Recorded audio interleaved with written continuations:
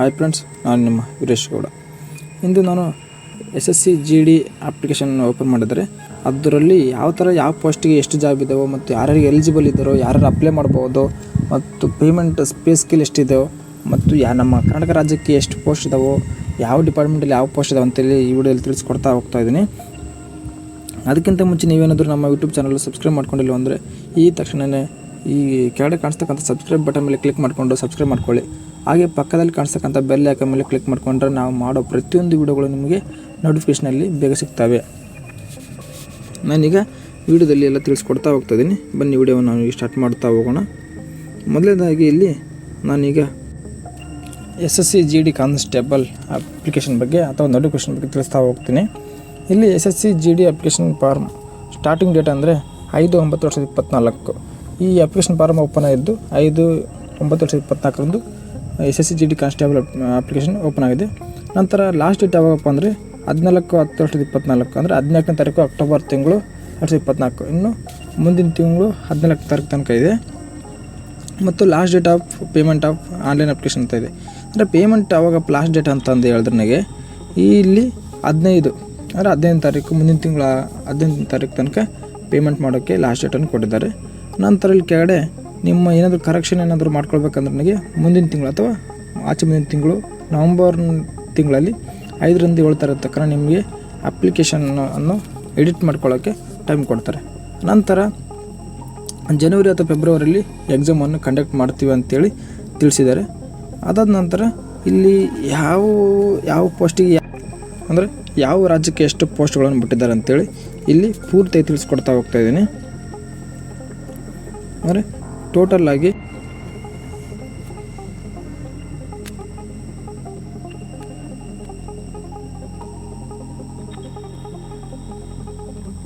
ಇಲ್ಲಿ ನಮ್ಮ ಕರ್ನಾಟಕಕ್ಕೆ ಎಷ್ಟು ಜಾಬ್ಸ್ ಅಥವಾ ಎಷ್ಟು ಪೋಸ್ಟ್ ಖಾಲಿ ಇದಾವೆ ಅಂತ ತೋರಿಸ್ಕೊಡ್ತಾ ಹೋಗ್ತೀನಿ. ಇಲ್ಲಿ ಈ ಕಡೆ ಈ ಸೈಡು ಸ್ಟೇಟ್ ಕೊಟ್ಟಿದ್ದಾರೆ, ಅಂದರೆ ರಾಜ್ಯಗಳು ಕೊಟ್ಟಿದ್ದಾರಿಲ್ಲ, ರಾಜ್ಯಗಳಲ್ಲಿ ಎಷ್ಟು. ಇಲ್ಲಿ ನಮ್ಮ ಕರ್ನಾಟಕ ಕಾಣಿಸ್ತದೆ ಅಲ್ವಾ, ಇಲ್ಲಿ ಈ ತೋರಿಸ್ತಾ ಹೋಗಿದ್ರು ನೋಡಿ ನಮ್ಮ ಕರ್ನಾಟಕಕ್ಕೆ ಎಷ್ಟು ಪೋಸ್ಟು ಮತ್ತು ಕೆಲವು ರಾಜ್ಯಗಳಿಗೆ ಎಷ್ಟೆಷ್ಟು ಪೋಸ್ಟ್ ಕೊಟ್ಟಿದ್ದಾರೆ ಅಂತೇಳಿ ತೋರಿಸ್ತಾ ಹೋಗುತ್ತೆ. ನಾನು ಇಲ್ಲಿ ಕರ್ನಾಟಕದಲ್ಲಿ SC ಪೋಸ್ಟಿಗೆ ಅಂದರೆ BSF SC ಪೋಸ್ಟಿಗೆ ಎಷ್ಟಿದ್ದಾವೆ ಅಂದರೆ 54 ಇದ್ದಾವೆ. ನಂತರ SC ಪೋಸ್ಟಿಗೆ 23 ಇದ್ದಾವೆ. OBCಗೆ 91 ಪೋಸ್ಟ್ ಇದ್ದಾವೆ.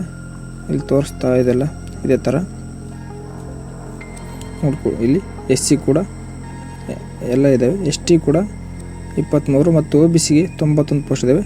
ಮತ್ತು EWSದವರು ಕೂಡ 34 ಪೋಸ್ಟು ಮತ್ತು UR ಅಂದರೆ ಅನ್ರಿಸರ್ವ್ಡ್ ಅಂದರೆ ಜನರಲ್ ಅವರಿಗೆ 134 ಪೋಸ್ಟ್. ಒಟ್ಟು BSF ಡಿಪಾರ್ಟ್ಮೆಂಟ್ ಕಡೆಯಿಂದ 336 ಪೋಸ್ಟನ್ನು ಹೊಂದಿದ್ದೇವೆ. ಮತ್ತು ಇಲ್ಲಿ CISF ಅಂದರೆ ಈ SC ಕ್ಯಾಂಡಿಡೇಟ್ ಕೂಡ 26 ಪೋಸ್ಟು ಮತ್ತು STದವರಿಗೆ 11 ಪೋಸ್ಟು, OBC ಅವರಿಗೆ 44, EWSರಿಗೆ 16, ERಗೆ ಅಥವಾ URಗೆ 65, ಟೋಟಲ್ 167 ಪೋಸ್ಟನ್ನು ಬಿಟ್ಟಿದ್ದಾರೆ.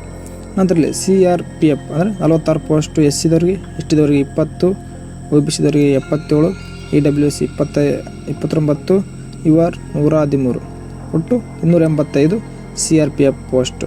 ಮತ್ತು SSB ಅಂತ ಇದೆ. ಇಲ್ಲಿ SSB ಅಂದರೆ 3 ಪೋಸ್ಟು, 2 ಪೋಸ್ಟು, 6 ಪೋಸ್ಟು, ಇದು ಕಡಿಮೆ 21 ಪೋಸ್ಟ್ ಇದ್ದಾವೆ. ಅದು ಅಷ್ಟು ಬಹಳ ಜಾಸ್ತಿ ಏನಿಲ್ಲ, ಕಡಿಮೆ.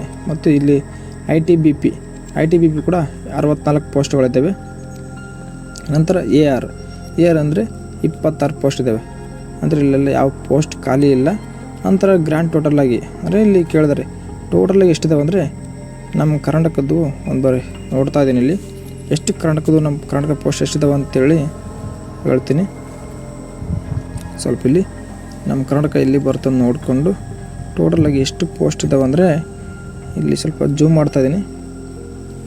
897 ಪೋಸ್ಟ್ ಅಂದರೆ ನಮ್ಮ ಕರ್ನಾಟಕದಲ್ಲಿ ಟೋಟಲಾಗಿ ಒಟ್ಟು 897 ಪೋಸ್ಟ್ ಕಾನ್ಸ್ಟೇಬಲ್ GDಗೆ 897 ಪೋಸ್ಟನ್ನು ಹೊಂದಿದ್ದೇವೆ. ಇಲ್ಲಿ ಯಾವ ಪೋಸ್ಟ್ ಹೆಂಗಂದರೆ SCದವರಿಗೆ ಎಷ್ಟು ಇದೆ ಅಂದರೆ SCದವರಿಗೆ 144 ಪೋಸ್ಟು ಮತ್ತು STದವರಿಗೆ 63 ಪೋಸ್ಟು, OBCದವರಿಗೆ 243 243 ಪೋಸ್ಟ್ಗಳನ್ನು ಹೊಂದಿದೆ. ನಂತರ EWSದವರಿಗೆ 90 ಪೋಸ್ಟ್ ಮತ್ತು UR 357 ಪೋಸ್ಟ್ ಇದ್ದಾವೆ. ಒಟ್ಟು ಟೋಟಲಾಗಿ ಎಷ್ಟು ಪೋಸ್ಟ್ ಇದಾವೆ ಅಂದರೆ 897 ಪೋಸ್ಟ್ಗಳನ್ನು ಹೊಂದಿದೆ. ಅಲ್ಲಿ ನಿಮಗೆ ಹೈಯೆಸ್ಟ್ ಪೋಸ್ಟ್ ಯಾವ ಡಿಪಾರ್ಟ್ಮೆಂಟಲ್ಲಿ ಹೊಂದಿದೆ ಅಂತೇಳಿ ನೋಡಿಕೊಂಡು ಅಪ್ಲಿಕೇಶನ್ ಹಾಕಬೇಕಾದ್ರಲ್ಲಿ ABCD EFGH ಅಂತೇಳಿ 8 ಡಿಪಾರ್ಟ್ಮೆಂಟ್ ತೋರಿಸಿರುತ್ತೆ. ಆ ಡಿಪಾರ್ಟ್ಮೆಂಟ್ ಕೂಡ ನೀವು ಯಾವ್ದು ಬೇಕಂತೇಳಿ ಸರಿಯಾಗಿ ನೋಡಿಕೊಂಡು ಅಪ್ಲೈ ಮಾಡ್ಕೊಳ್ಳಿ. ವಿಡಿಯೋ ಇಷ್ಟ ಆದರೆ ಲೈಕ್ ಮಾಡಿ. ಥ್ಯಾಂಕ್ ಯು, ಧನ್ಯವಾದಗಳು.